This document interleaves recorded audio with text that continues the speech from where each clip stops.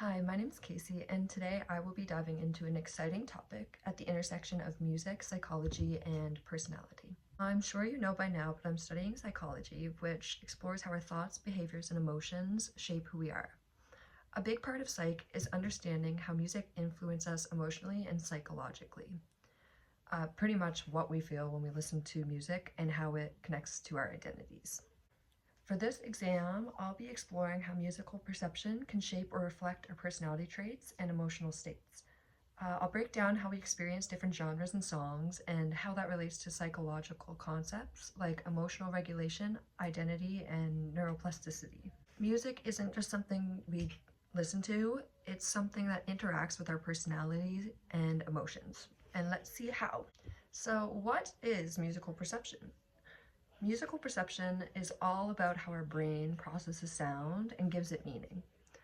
It's how we interpret things like pitch, rhythm, and harmony to form emotional and cognitive responses. Essentially, music isn't just noise, it tells us something, whether that's a story or a message, etc. A good example is songs like Bohemian Rhapsody by Queen. Honorable mention. This song shows us how complex music can evoke different emotions based on how we perceive it. Some people might hear it as unpredictable and intense, Bohemian Rhapsody, while others might just enjoy the smooth transitions and layers of it. Our personality does play a huge role in this. If you tend to be more open and new to experiences, you might appreciate the unpredictability of the song more than somebody who prefers structure and predictability. And now a little bit on neuroplasticity. This is how the brain adapts over time. Listening to the same music regularly can change how your brain processes sound. For example, people who listen to emotionally rich music may become more attuned to emotional cues in other areas of life. So, kind of like understanding someone's tone of voice, recognizing feelings in a conversation, and or even being more empathetic during social situations. Kind of just like how our brain processes other emotional or cognitive experiences as well. Music and personality. Psychologists have found that the type of music we connect with can actually reflect key parts of our personalities. For example, people who are drawn to reflective, emotional music tend to score higher on traits like openness to experience and neuroticism, meaning that they're often more in tune with the inner world, like their inner world, and their emotions. Now, let's look at Jocelyn Flores by XXXTentacion, my favorite artist. It's a really emotional and introspective song that deals with grief, mental health, and loss. A lot of people, especially teens and young adults, connect with it because it expresses feelings that are often hard to talk about. That emotional vulnerability ties into identity formation, especially during adolescence, when we're trying to make sense of who we are and how we feel.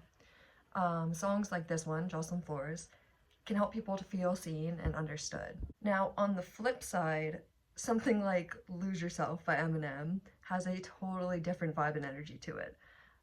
It's fast paced, it's aggressive, and it can be motivational too. People who connect with this kind of music often have high conscientiousness, or they use it to boost focus and drive.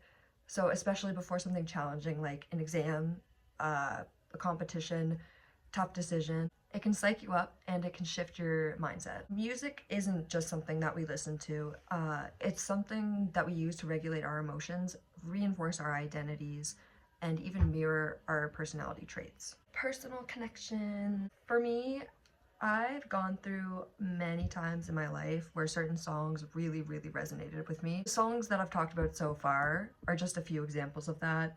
I mean, Lose Yourself isn't as much. It's still there a little bit, just a little bit, but the other two mainly. But they've resonated with me as a new person each time, even though that might not make sense. I find personally music can shape our identity because for me, when I was like 14 to 18, I listened mainly to rap, and it made me feel really confident and almost superior, kind of, but not like in a bad way, like not too cocky. It just gave me a lot of confidence and made me feel really good about myself. However, I was also really depressed at the time too. So that was helping, but at the same time, I was also listening to very sad and depressing rap too. And the more I listened to that, the more I was depressed. But the more depressed I felt, the more I listened to it. So it was kind of like a never-ending cycle, I guess.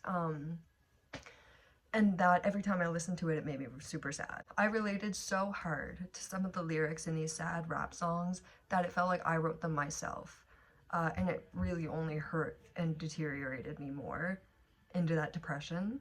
But on a come up, when I was 19, up to like now, I'm 23, I started listening more to indie and alt music. It made me become very spiritual and kind of hippie and in tune with myself. I became very into like witchy things and spirituality. That's just a big thing. It changed me a lot.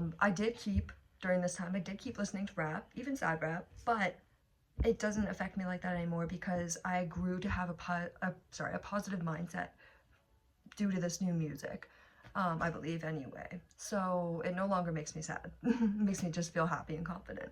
Ooh, I guess this is what I mean by I feel like a new person each time and stuff or whatever, because I've kind of gone through a lot of different identities or personalities, like through music to reach the one that I have today and now. It still might not make sense, but I hope it does. Now for a wrap up on the psych.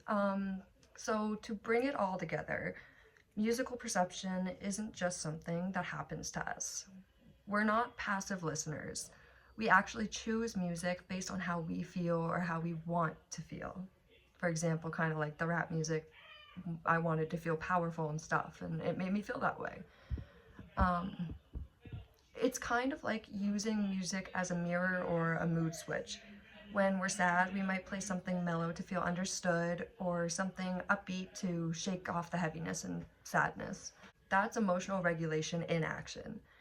It's similar to how we use strategies like reappraisal or distraction in psychology to manage our emotions. In the same way that our thoughts can shape our feelings, so can our music choices.